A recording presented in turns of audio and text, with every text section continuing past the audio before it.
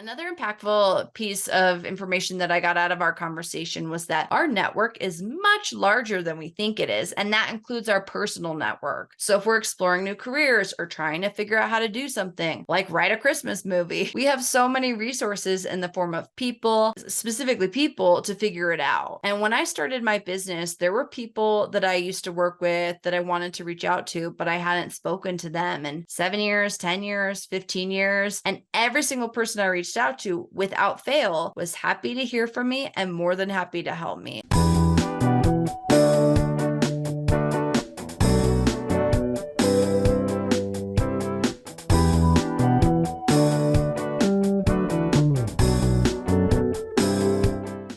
Hello, and welcome to Prospecting on Purpose. At the time of this recording, 2023 is coming to a close, and truly my favorite part about this entire year and one of my highest privileges has been the caliber of guests that we have had on this show. I loved every conversation. I've learned so much, and I've applied a lot of those lessons to my life and my business since meeting and interviewing these individuals. So it's been so wonderful that for this episode, I've compiled a guest roundup of the 15 guests that we've had on the show this year and my personal 1, 2, 3 takeaways from each. I know that the guest interviews are a little bit longer episodes. They range from about 35 minutes to 45 minutes, but they're all so fascinating. So if you get a chance and something resonates with you here in this roundup, go back and listen to their full episode and their full interview because there's just so much goodness and knowledge in each one. So jumping right in, I'm going to start with our first guest, episode 3, The Power of Reinvention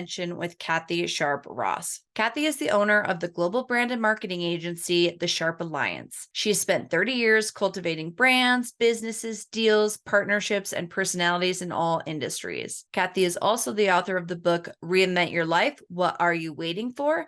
And host of the Power of Reinvention podcast. Kathy's episode is just full of really great strategies for managing stress, staying positive, how to maximize your time, how to prioritize your day. And then as the reinvention expert, we really dived into what is reinvention and how to create your own. And when we think about reinvention specifically to reinventing ourselves, these can be things that are big or small, and they can happen at any time. We get stuck in these routines or career trajectories or habits we don't like, and we either assume we can't break out of them or we forget that we can even try. So when you listen to Kathy, you really realize that nothing is limited to you. We are entitled to live the lives that we want to live. So a really big takeaway from Kathy for me personally was, what are we waiting for? Let's just go for it. And as a personal example happening right now, I have like 3 different ideas for Christmas movies, and I saw an ad for a virtual writing summit about how to write a Christmas movie. And so I'm taking the course and I have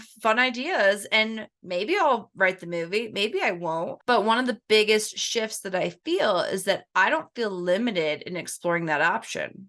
Why couldn't I write a Christmas movie? I'm entitled to do whatever I want, and I want to try that. So Kathy's episode gives us permission to just try stuff and live a full, rich life, finding things that light us up. So it is such a great episode. I get a lot of great feedback on that from listeners. That is episode 3, The Power of Reinvention with Kathy Sharp Ross. Our next guest was Joe Welch, found in episode 5, Entrepreneurship in the World's Oldest Industry. Joe is the CEO and co-founder of In Good Taste, a wine company that creates ready-to-drink wine flights. And some of the more interesting things that I really took away from our conversation was that prior to founding In Good Taste, Joe had different roles at Twitter, DoorDash, and SpaceX. And we go into each one of those in the episode, but in each role, he learned the different skill sets that he needed to become an effective CEO. So I really loved the idea of taking those different skill sets and building upon one another. And he was really intentional about what he was learning at those companies. And I don't necessarily think you need to switch companies to learn new skills. Oftentimes, there's different departments, different roles, different teams we can do in our organizations that we're in. And all of those skills really build upon each other. And I thought it was so cool to see how Joe leveraged all that to turn his passion and his hobby into his career. It was very cool. Another great takeaway that Joe left us with, and it has personally helped me in my business, is that when you're ready to start delegating, take a few hours, take a day, and really look at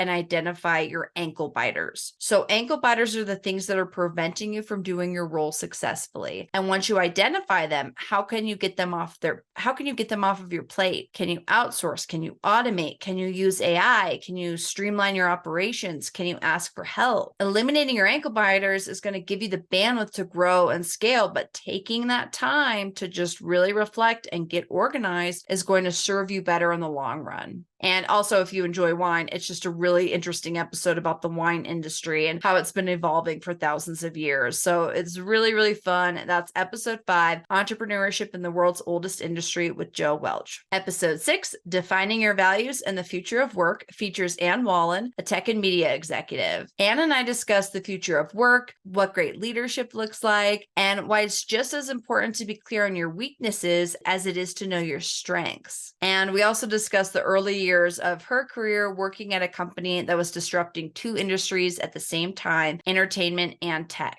This episode is really such a powerful episode on leadership, and specifically if you are a leader of people, she gets into really how to build and maintain great teams. Anne gives very specific examples as well of how you can balance informal and formal leadership styles. And one of the biggest takeaways for me was how she defined vulnerability and how you can make vulnerability an asset to your work. So she shares with us that vulnerability doesn't mean you have to be an open book. I'm going to read a direct quote from her interview. Vulnerability is being open with what you know and what you don't know, and be confident that that's a strength to be able to declare, I'm unsure about this, because that provides the opportunity for more collaboration, different perspectives, and overall better output. It is really a thought-provoking episode. I have so many different aha moments. I've listened to it a couple of times and I take something away from it differently each time. And on a personal note, Anne supported me in the launch of this podcast before we launched end of 2022. And she gave me a lot of great guidance on how to interview people, which is something I had never done before. So it's a skill that I had to learn and I'm still practicing. So I am very grateful to Anne for that. And it's a special episode to me. Our next guest is found in episode 8, Overcoming the Period Post-Crisis with Jeffrey Shaw.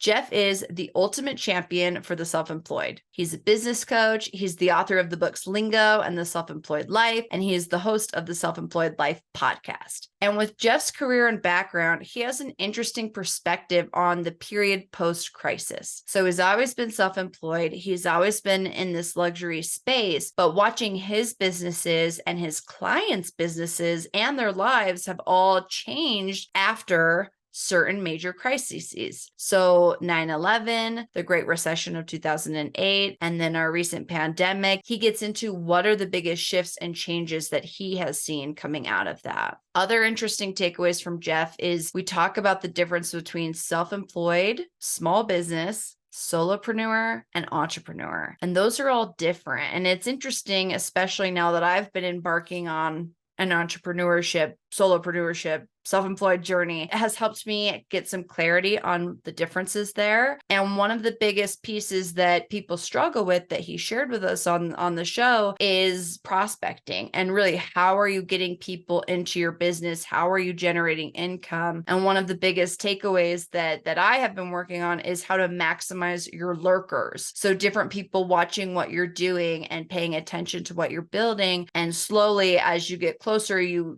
bring them into your orbit. So they go from lurkers to acquaintances to in the community to then potential clients. So it's really interesting to hear from Jeff, especially because his entire career has been self-employed. That is episode 8, Overcoming the Period Post-Crisis with Jeffrey Shaw. Episode 11 is Ditch Feature Selling and Start Storytelling with Ravi Rajani. Ravi is a storytelling coach and consultant, and it is such a funny episode. You will be laughing out loud. Ravi is so fun. He's so entertaining, but he's really, really knowledgeable. And you can tell he has a passion for helping sellers add storytelling as one of the other tools in their tool belt. And some of the big takeaways that I got from this episode is that storytelling is not just customer success stories or case studies. And I think especially in B2B, we see that more frequently. So really successful storytelling is a really important tool that we can use to inspire inspire our prospect to take action, and we can use storytelling throughout the entire sales process. So Ravi has a lot of acronyms and a lot of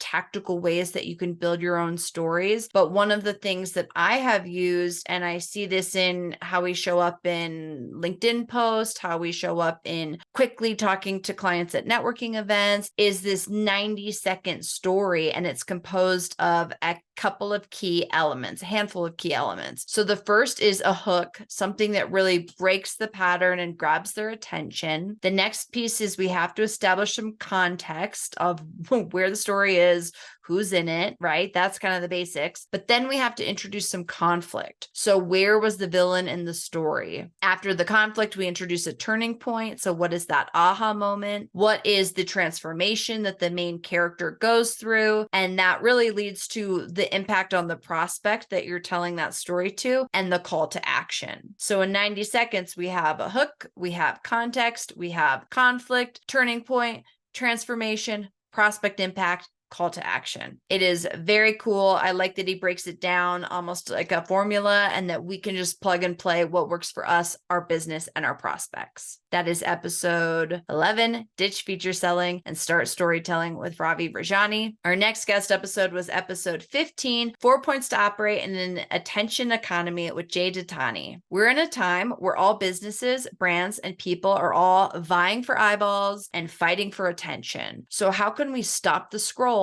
and get prospects and consumers to engage with our brand, engage with our product or service, engage with our marketing? Jay's global experience in building brands that became household names makes him an invaluable resource to the show. And the episode is so good because he gets into specific details and examples that are very relatable because you've probably seen them in your Instagram feed. One of the biggest lessons, he goes into 4 different points, but the first one is really powerful. It's what stuck with me the most, is that when you're crafting your brand or your business messaging and the content and the marketing and the social media, what are you communicating outwardly, is you really have to define an overarching brand story that you want to tell your consumers. And when you're building that story, it's really important that you and the brand are not the hero. The consumer or the prospect is the hero. And we, as the business or the sellers, we are the guides in aiding them on their journey. It was such a great perspective. It really establishes some guardrails to support us when we're creating our messaging. And it's something I'm happy I did this episode because I want to revisit it because I think maybe I need to shift some of my content. So if you have not listened to that episode, it's episode 15, 4 Points to Operate in an Attention Economy with Jay Datani. Episode 18, Sales is Everywhere. Embracing it leads to a more interesting life and career with Lauren Ashley Smith. Lauren is a seasoned real estate professional with 20 years of experience in commercial real estate, investment banking, mergers and acquisitions, capital raising, strategic advisory. Her career journey is so interesting and so impressive, and she attributes a lot of her success to her ability to sell, because at the end of the day, sales is everywhere. And what I loved about my conversation with Lauren is that it really leaves you with a sense of confidence in how we're all going about building our world of sales. And every interaction we have with people gives us data points, and the more data points that we have to reference, the greater conversations, transactions, and opportunities are going to be afforded to us. This is especially important when we're communicating across multiple generations and diverse backgrounds.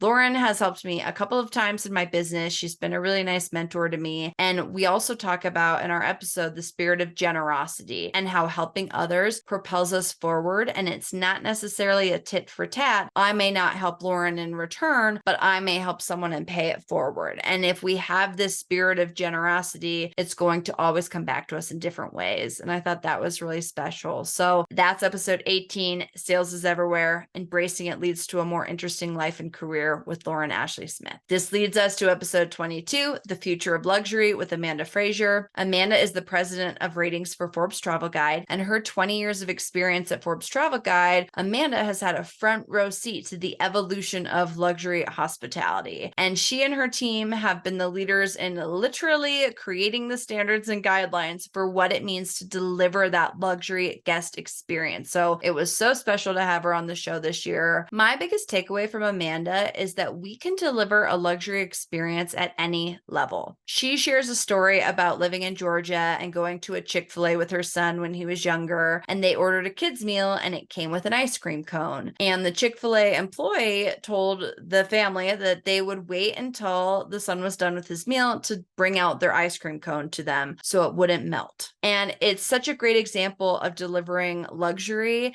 It's easy, it was authentic, and it's clearly memorable because she talked about it as an example 10 years later. We also discussed authenticity as this key to unlocking an element of luxury, and really embracing your authentic self can help remove intimidation when you're servicing or selling to a luxury clientele. One of the biggest pieces of advice that Amanda had for us was to not overthink it. And really, authenticity is luxury. We also got into 4 upcoming travel trends that we're going to see in the future of luxury travel and the luxury service. It's a very forward-thinking leadership episode coming from Amanda and the Forbes Travel Guide team. So it's super aspirational. It makes you want to travel the world. So if you need a little break during this winter season, make sure you're listening to episode 22, The Future of Luxury with Amanda Fraser. Episode 27, Work from the Inside Out, features Tammy Guler-Loeb, a career and executive coach, author, and speaker. Tammy inspires people to build careers that are fulfilling and meaningful. For over 2 decades, Tammy has shared her expertise with audiences and clients and focusing specifically on career transitions, networking, leadership strategies, and team development. We discussed what it means to work from the inside out. And when we think about how we're showing up in our lives, we have so much external influence that's always pushing us to make decisions, from our upbringing to societal pressures and expectations to behaving how we think our bosses, spouses, parents, etc. want us to act instead of acting in alignment with what we actually desire. So getting in touch with our intuition is one of the biggest takeaways, and following what lights us up is what's going to be how we get there. Another impactful piece of information that I got out of our conversation was that our network is much larger than we think it is, and that includes our personal network. So if we're exploring new careers or trying to figure out how to do something like write a Christmas movie, we have so many resources in the form of people, specifically people, to figure it out. And when I started my business, there were people that I used to work with that I wanted to reach out to, but I hadn't spoken to them in 7 years, 10 years, 15 years. And every single person I reached out to, without fail, was happy to hear from me and more than happy to help me. So it took a little push from Tammy to give me that lesson, but it was a great lesson, and I wanted to make sure that I captured it here. That was episode 27, Work from the Inside Out with Tammy Guler-Loeb. Next up is episode 29, Passion Meets Action, Designing a Dream Career with Mike Woodward. Mike is a multimedia ideation consultant and a producer who has over 2 decades in the entertainment industry. Mike works for the ATS team, and he currently serves as the president of originals and productions. The ATS team is the group behind the obstacles you see on American Ninja Warrior and The Amazing Race, and Mike has been spearheading their original projects as a division that he created 6 years ago. And some of the biggest takeaways from Mike is that it's really important to share your ideas with your teams. Holding an idea internally will never come to fruition. Don't be afraid of people stealing it, because they can't steal an idea that has never been spoken out loud, and especially if you're not acting on it. So use your voice and speak up. And maybe you don't have an idea that's fully baked, but if you bring it to your boss, your team, or even your clients, once it's out there, it can be built upon and grow. And if we wait for perfection, it's never going to get done. Mike also gave really great examples of going with the flow and following those trade winds. And I think when we hear go with the flow, it's a little tough to understand how to do it. But he shares that if you put a goal out there, you can't necessarily be attached to how you're going to get the goal. You really have to just follow those trade winds. And sometimes that means getting off one ship and getting onto another ship. But one of the ways that you can visualize your goals or really take the time to understand what it is that you want, Mike calls them stress naps, which is so funny. And I've been using that term ever since our interview. So if you're stuck, overwhelmed, if you don't know where to go next, just take some time, take that stress nap, turn off your brain, meditate, and then the calmness and the clarity will follow. Mike's episode was super fun, very interesting. It's episode 29, Passion Meets Action, Designing a Dream Career with Mike Woodward. Next up, we have episode 31, Finding Inspired Purpose with Tony Martignetti. Tony is a leadership coach, author of Climbing the Right Mountain, and host of the Virtual Campfire podcast, where he shares lessons from leaders in their transformation journey. Tony is a special soul. Everyone who meets Tony can feel his positive and kind energy. I personally love Tony's insights on fulfillment and self-leadership. Tony's definition of fulfillment is that it's not a destination, but it's a mindset. It's a place to come from. It's a sense of how am I connected to who I want to be and not what do I want to achieve? I thought it was such an interesting lens to view fulfillment, which is why I'm sharing it here. And another big piece that I really learned from Tony is that leadership comes at every level, and it's not about managing people or having a title. He uses the term self-leadership. Self-leadership is the cornerstone of everything, and it's an understanding of who am I? What do I stand for? What are the thoughts that are creating my world? And if we don't have this defined, it's almost like we're driving blind. So getting really clear on what self-leadership is my biggest takeaway. And I view Tony as such a unique thought leader, and I was very grateful to have him on this show. So that's episode 31, Finding Inspired Purpose with Tony Martignetti. Episode 32, Management versus Leadership. Learn the key differences and start to lead your people better with Jordan Modiano. Jordan is a leadership consultant and public speaker. He's also the owner of Express Employment Professionals in the capital region of New York. He has a heavy sales and leadership background, and our episode talks about the difference between managing and leading. Key takeaways from Jordan is really what makes an effective leader. So some of the different things that make effective leaders are being an active listener, and listening to understand is very important. People want to communicate with you, and as a leader, it is your job to take in that communication. Of course, having a thick skin, being able to have tough conversations, being able to take honest feedback, all of those things are also crucial. And then another important piece to look at is how are you portraying the role that you would like your people to do? So if you have an expectation that your team is going to show up early every day, are you showing up early every day? He has a great quote. Manager is do what I say, not what I do. Leadership is follow my example. Jordan also shares a couple of personal stories, and you can definitely tell that is what makes him such a great speaker. When you hear his stories and how you can apply those learnings in your own life, you come away very inspired, very engaged as you listen to him. It's such a great episode. That's episode 32, Management versus Leadership with Jordan Modiano. Episode 34, Smashing the Plateau with David Schreiner-Kahn. David is the podcast host and community builder behind Smashing the Plateau, an online platform offering resources, accountability, and camaraderie to high-performing professionals who are making the leap from a corporate career track to entrepreneurial business ownership. One huge lesson from David on the show, I revisit it often, is that he gives clarity on the difference between goals versus objectives. Goals are something that's specific enough so you know that you're working towards them, yet they're not necessarily time-bound or bound by metrics.